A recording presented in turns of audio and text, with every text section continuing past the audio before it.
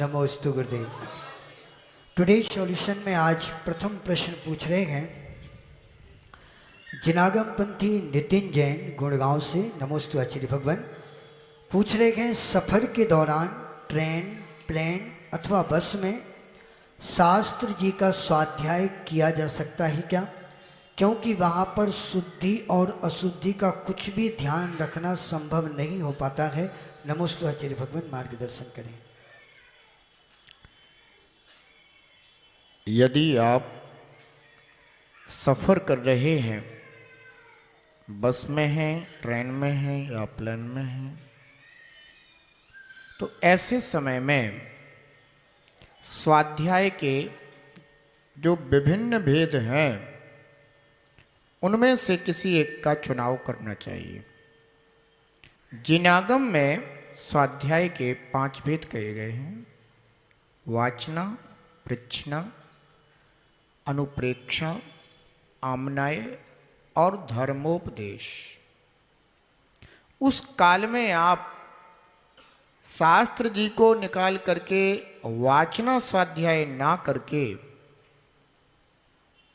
यदि आपस में और भी कोई स्वाध्यायी जन हो तो पृच्छना स्वाध्याय भी कर सकते हैं,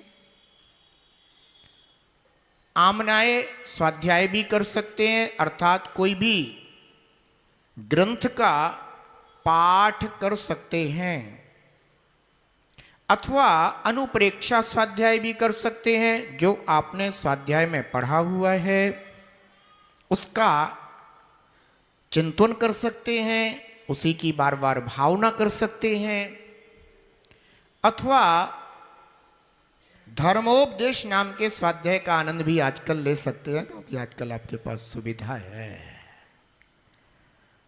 गुरुजनों के प्रवचन आपको चैनल्स पर उपलब्ध हो जाते हैं, उसका भी आप लाभ ले सकते हैं।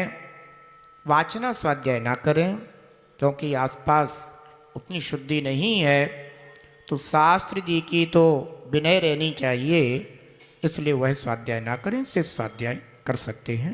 ऐसा अगला प्रश्न पूछने के लिए तैयार रहेंगे जिनागम पंथी अनिल जैन, और उससे पहले पूछ रहे हैं जिनागम पंथी फूलचंद जैन इटावा से।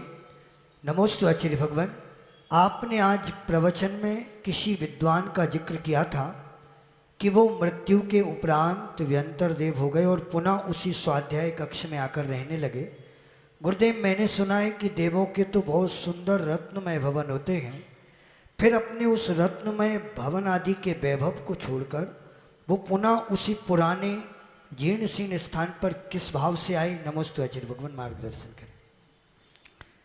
देखिएगा, देवों के रत्नमय भवन होते हैं, सभी के होते हों ऐसा भी नहीं है। जिनागम में देव भी कहे गए हैं, कुदेव भी कहे गए हैं।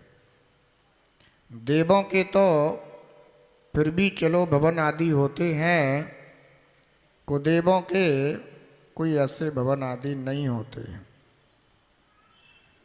फिर भी कोई कोई जो देव भी होते हैं, देवगण, जहाँ उनका जन्म होता है, वे अपने मूल स्थान पर मूल शरीर के साथ निवास करते हैं, लेकिन उत्तर विक्रिया करके वे पुनः अन्यत्र जिनालय आदि स्थानों में या अन्यत्र स्थानों पर निवास अपने परिवार के साथ करते हैं।